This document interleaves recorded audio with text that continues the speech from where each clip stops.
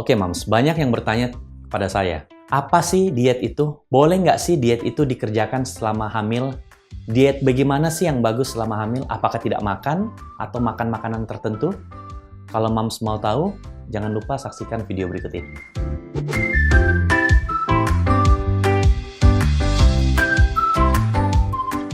Hai Mams, ketemu lagi dengan saya Dr. Dara. Kali ini kita akan berjumpa kembali dan membahas isu-isu seputar kehamilan. Tapi sebelumnya jangan lupa subscribe dan nyalakan dulu loncengnya.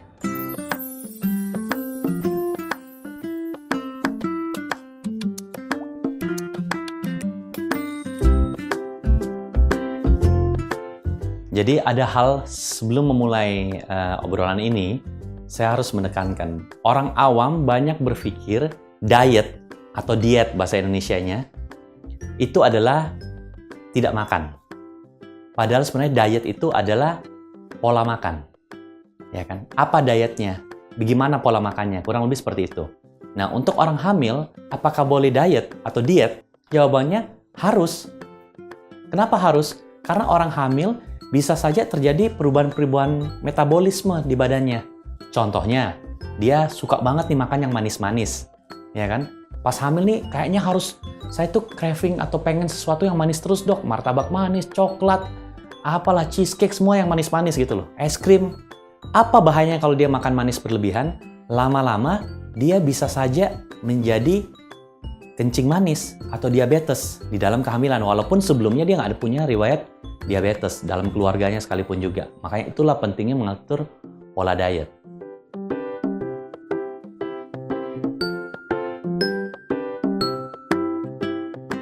Jadi sebenarnya ibu hamil ini kita lihat dulu nih sebelum hamil. Jadi sebelum hamil ini kita harus tahu dulu nih pasien kita, indeks massa tubuhnya. Itu ada rumusnya tuh, pengukuran IMT atau indeks massa tubuh. Dia termasuk kurus, normal, atau gemuk. Gemuk pun ada istilahnya, lebih gemuk lagi tuh istilahnya obesitas. Ada juga tuh orang yang hamil seperti itu, walaupun kadang-kadang orang yang obes agak sedikit susah hamil ya. Jadi untuk orang yang, kita bicara orang normal lah ya, orang yang berat badannya kurang lebih normal lah ya, itu biasanya peningkatan berat badannya itu kurang lebih 0,4 kg per minggu atau kurang lebih 1,5 kg per bulan. Jadi kalau dia hamil 10 bulan, dia naiknya kurang lebih sekitar 15 kilo di dalam 10 bulan kehamilan. Kalau dia umumnya orangnya rada berisi nih, rada gemuk istilahnya lah ya, berapa dia boleh naiknya? Kadang-kadang kita mengharapkan cuma sekitar 10-12 kilo. Nah, kalau dia kurus banget gimana ya? Kadang-kadang bisa sampai sekitar 20 kilo. Jadi itu sangat bervariatif. Jadi buat moms yang mungkin dinilai sama dokter berat badannya agak berlebihan, biasanya disarankan untuk melakukan pola diet yang lebih sehat. Kalau saya biasanya menyarankan satu, kurangin dulu yang manis-manis. Manis-manis itu bukan berarti dalam artian karbohidrat dalam bentuk nasi gitu ya, tetapi cemilan. Cemilan itu yang sebenarnya paling beresiko ya. Kayak malam-malam nih kan, ini cerita dari pasien-pasien saya. Dia pengen makan coklat, pengen ice cream, pengen martabak manis. Nah itu dulu di-cut. Boleh lah barangkali mungkin diatur seminggu 2 kali, hari Rabu sama hari Minggu. Tapi jangan tiap hari.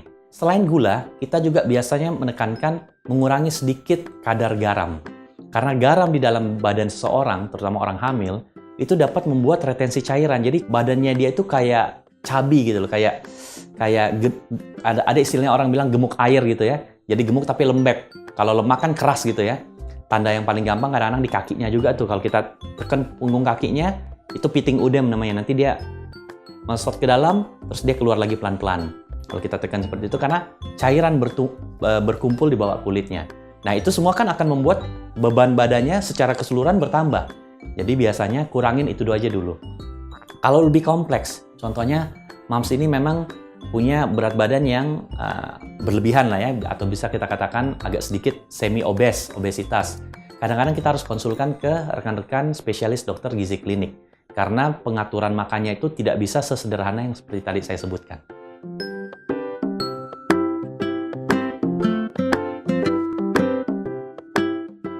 Jadi sebenarnya berbicara pola makan, kadang-kadang kita ngelihat di trimester pertama, kadang-kadang itu ada yang istilahnya mual muntah atau bahkan berlebihan ya, sehingga dikategorikan sebagai hiperemesis gravidarum. mual muntah yang berlebihan pada saat hamil. Nah, istri saya tuh pada kehamilannya seperti itu semua tuh, dan saya rasa mungkin moms di sini ada yang ngalamin hal semacam itu. Nah, kondisi seperti itu kita nggak ngerem-ngerem makan. Pokoknya apa yang moms bisa makan, moms telen. Tentunya yang aman lah ya. Jangan bisa makannya, contohnya saya cuma bisa makannya rujak, ya itu asem, pedas, ya nanti asam lambungnya makin meningkat, ya muntahnya nggak berhenti. Jadi tentunya makan makanan yang aman, jangan yang asam, jangan yang. Tapi saya cuma bisa makan es krim nih dok, saya nggak bisa telan nasi, ya sudah itu dulu lah, daripada dia nggak ada yang bisa ditelan. Setelah dia masuk trimester kedua atau setidaknya setelah 4 bulan, di situ biasanya kalau saya suka menyarankan pasien mulai sedikit menahan dirinya, atau istilahnya diet lah, diet. Jadi dia bilang, dok, saya ini udah enak nih makannya, saya udah bisa makan, tapi kok saya pengennya martabak manis melulu ya dok ya. Ganti-ganti sih, kali ini pandan, besok keju, besok Ovomaltine ya. Intinya martabak manis. Nah itu kita harus kasih nasihat, harus dikurangin. Walaupun pasien merasa, saya kan nggak gemuk dok, saya nggak punya riwayat diabetes dok. Tetap sebaiknya jangan. Karena yang namanya diabetes dalam kehamilan bisa sekonyong-konyong muncul tuh.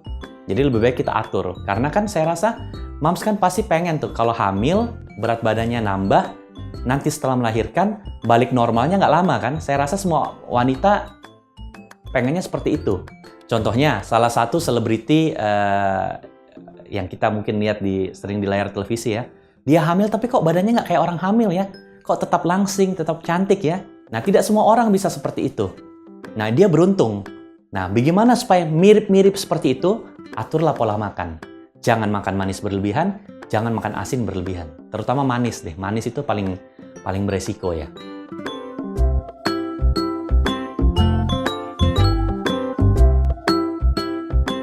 Jadi, jika moms kelebihan berat badan akibat pada saat hamil, resiko-resiko yang harus diwaspadai pertama adalah resiko terjadinya DMG, diabetes mellitus gestasional, atau bahasa Indonesianya kencing manis dalam kehamilan. Apa sih bahayanya kencing manis dalam kehamilan? Selain moms bisa ada terganggu badannya, kesehatannya, yang paling ditakutkan bisa saja terjadi kematian janin di dalam rahim. Jadi diabetes mellitus dalam kehamilan itu yang paling kita takutkan. Terlepas daripada itu, kalau moms berat badannya berlebihan banget, nanti untuk posisi melahirkan pada saat waktunya melahirkan, itu kan posisi kayak setengah duduk ya, kayak posisi istilahnya ngangkang gitu ya, itu setengah mati banget. Setengah mati banget.